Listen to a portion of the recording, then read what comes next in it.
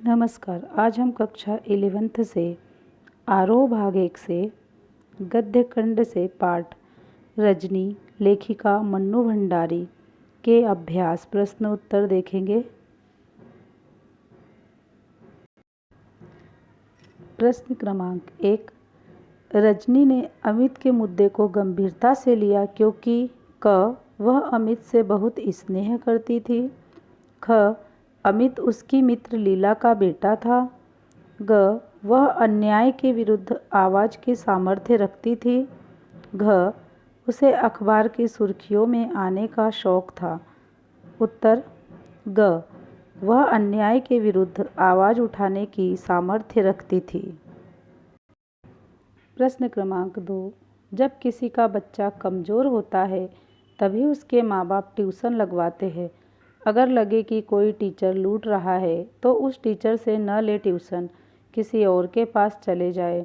यह कोई मजबूरी तो है नहीं। प्रसंग का उल्लेख करते हुए बताएं कि यह संवाद आपको किस सीमा तक सही या गलत लगता है। तर्क दीजिए। उत्तर रजनी शिक्षा निदेशक के पास ट्यूशन के रैकेट के बारे में बताती है। वह कहती है कि बच्चों को ज़बरदस्ती ट्यूशन करने के लिए कहा जाता है। ऐसे लोगों के खिलाफ बोर्ड क्या कर रहा है? निदेशक इस बात को गंभीरता से नहीं लेकर यह बात कहता है, निर्देशक का उपरोक्त वक्तव्य गैर जिम्मेदाराना है। वह ट्यूशन को गलत नहीं मानता, वह उसके जरिए बच्चों के शोषण को नहीं रोकना चाहता।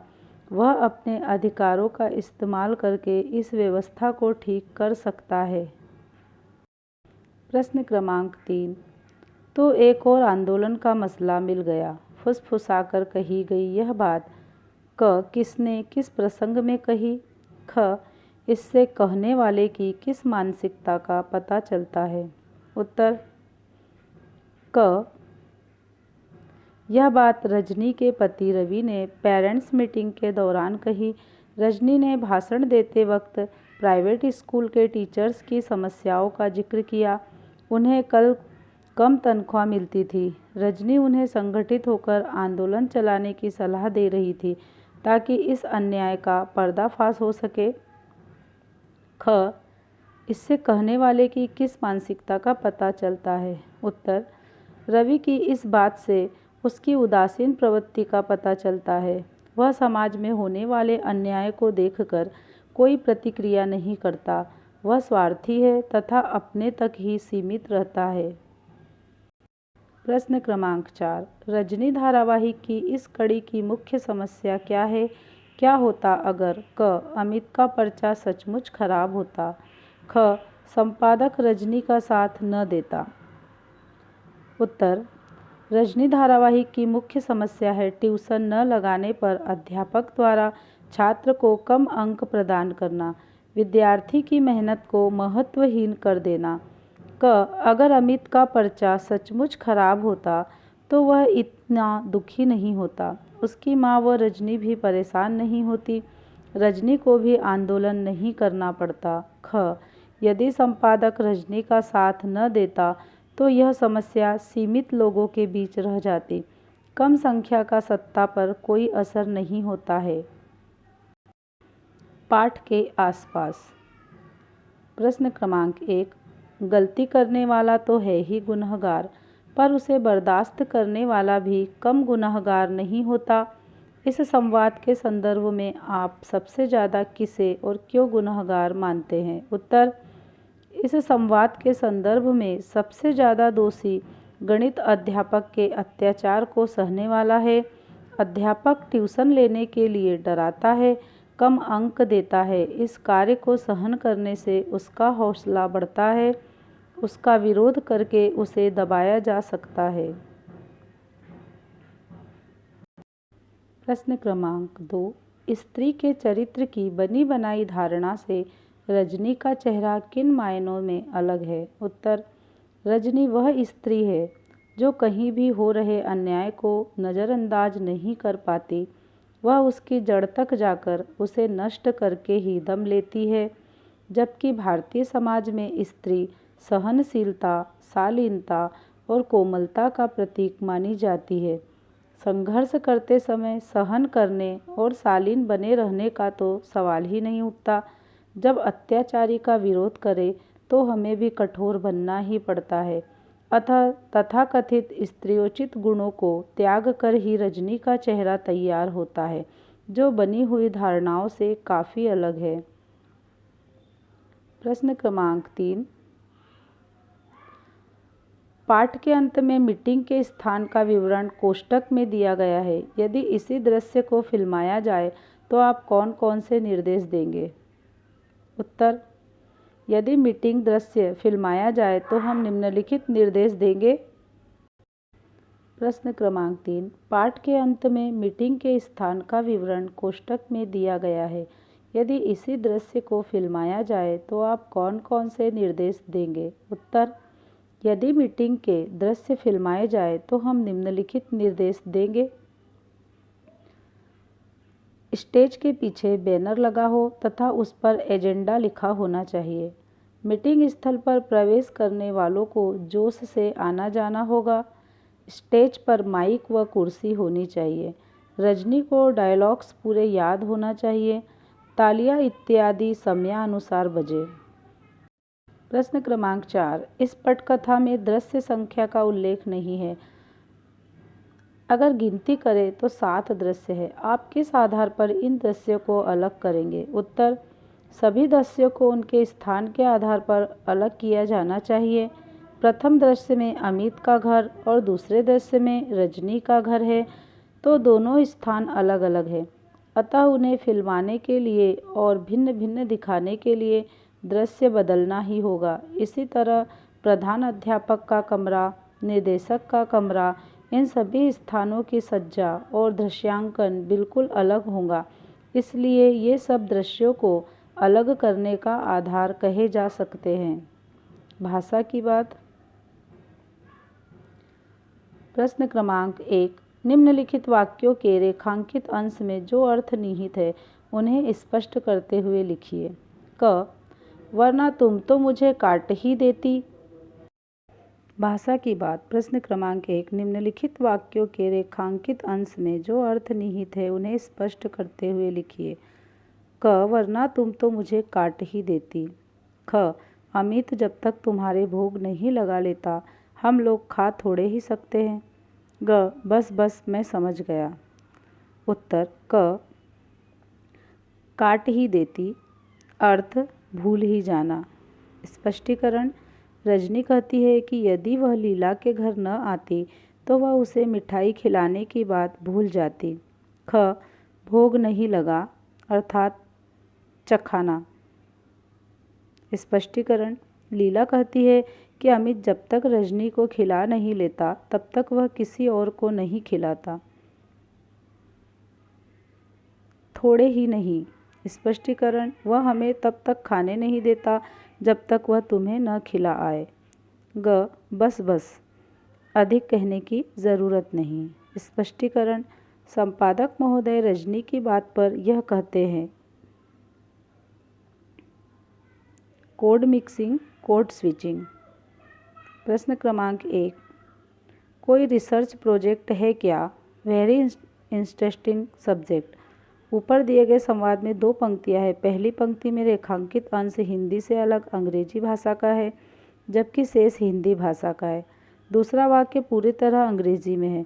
हम बोलते समय कई बार एक ही वाक्य में 2 भाषाओं का इस्तेमाल करते हैं। यह कोड मिक्सिंग कहलाता है।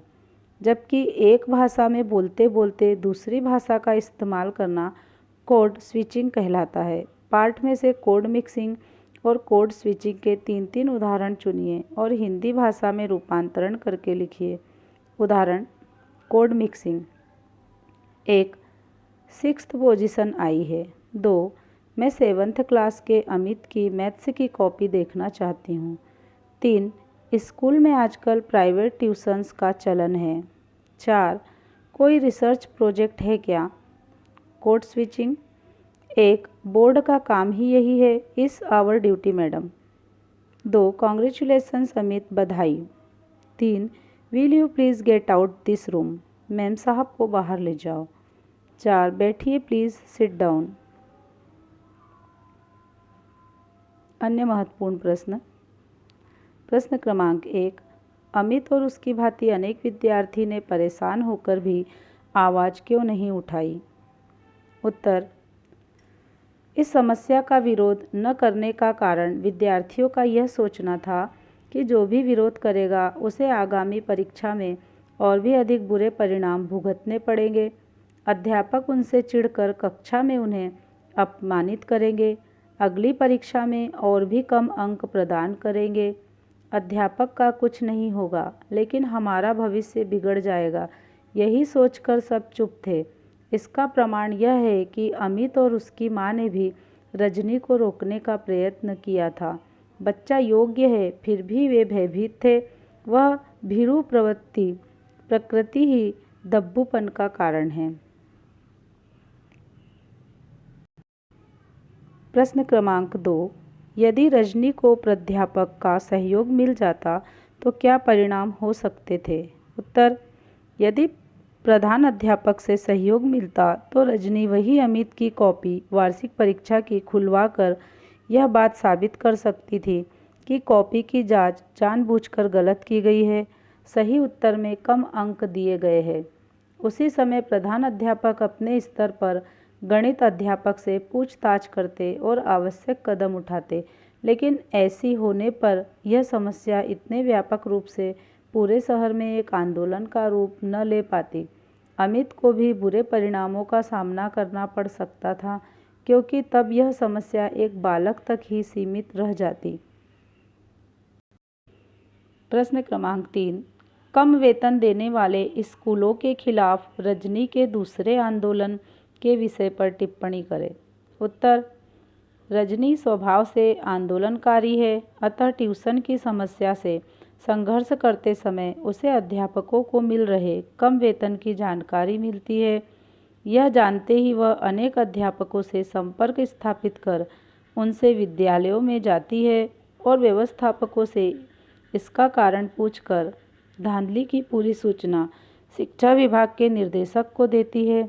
अध्यापकों के हक को मारकर उनका शोषण करने वालों के खिलाफ एक मुहिम छेड़कर उनको हक की लड़ाई करना सिखाती है और हक दिलवाती है। विद्यालयों की इस अव्यवस्था में शामिल सभी लोगों की धज्जियां उड़ा देती है। संघर्ष उसका स्वभाव है, अतः वह पीछे नहीं हटती। प्रश्न क्रमांक 4, रजनी पटकथा पढ़कर आपको क्या संदेश मिलता है? उत्तर, इस पाठ से हमें सदा सर्वदा अन्याय और झूठ का विरोध करने की प्रेरणा मिलती है। यदि हम अन्याय को सहन करते रहेंगे तो अन्यायी का हौसला बढ़ता जाएगा। हमारी तरह और भी बहुत से लोगों को उनका अन्याय सहना पड़ेगा। कोई भी कदम उठाने से पहले सही गलत का निर्णय अवश्य कर लेना चाहिए। गलत बात के लिए अध्यापक, प्रधानाचार्य, शिक्षा निदेशक आदि किसी का भी विरोध करना पड़े, करना ही चाहिए। पाठ पढ़कर लगता है जैसे कृष्ण ने अर्जुन को युद्ध करने की प्रेरणा दी थी, वैसे ही हमें रजनी से संघर्ष करने की शिक्षा मिलती है। प्रश्न क्रमांक 5, अमित की उदासी का कारण बताइए। उत्तर, अमित एक होनहार छात्र था। अर्धवार्षिक परीक्षा तक उसे गणित में 96% अंक मिले थे। वार्षिक परीक्षा में उसका पेपर बहुत अच्छा हुआ था। उसे पूरी उम्मीद थी कि 95% से कम नहीं मिल सकते, पर उसे 72% अंक मिले थे। उसके मैथ्स टीचर ने उससे अनेक बार ट्यूशन रखने की बात कही थी, पर उसे इसकी आवश्यकता महसूस न हुई। लेकिन आज परिणाम देखकर अमित बेहद दुखी और परेशान था। उसकी मेहनत किसी काम न आ सकी थी, इसलिए वह उदास था। प्रश्न क्रमांक 6, रजनी समस्या के सभी पहलुओं पर विचार करती है। कथन के समर्थन में तर्क दीजिए। उत्तर, यह कथन पूर्णतः सत्य है। अमित के परीक्षा परिणाम और समस्या का ज्ञान होने पर रजनी ने अमित से अच्छी तरह पूछताछ की थी। उसने पूछा कितने सवाल सही थे। दोस्तों से पूछकर तो सही उत्तर नहीं बताए थे। पिछली सभी परीक्षाओं में तुम्हें कितने अंक मिले थे? आदि प्रश्नों के उत्तर जानकर उसने यह निश्चित किया कि अमित की समस्या वास्तव में सत्य है। उसने तभी आगे संघर्ष किया। संघर्ष के दौरान उसने अध्यापकों को कम वेतन मिलना भी इस समस्या का एक कारण जानकर उस पर भी विचार किया। अतः यह स्पष्ट है कि रजनी हर समस्या के सभी पहलुओं पर विचार करती है। प्रश्न क्रमांक 7। ट्यूशन रैकेट को रोकने के लिए रजनी क्या करती है? उत्तर। रजनी ने जैसे ही अमित से उसके परीक्षा परिणाम से असंतोष के कारण को जाना, वह अगले ही दिन उसके विद्यालय के प्रधानाचार्य से मिली। वहां उसे संतोषजनक उत्तर नहीं मिला तो वह शिक्षा निर्देशक के कार्यालय पहुंची और ट्यूशन रैकेट को पर्दाफाश किया, किंतु आश्चर्य की बात है कि वहां पर भी उसे निराशा ही हाथ लगी। रजनी फिर भी हारी नहीं। उसने व्यक्ति स्तर पर अन्य छात्रों के माता पिता से संपर्क किया और समाचार पत्र के संपादक से मिलकर आंदोलन का रूप ले चुके अपने इस कार्य को विज्ञापन के माध्यम से प्रसारित किया। उसने एक विशाल सभा का आयोजन कर सबको जगाया। धन्यवाद।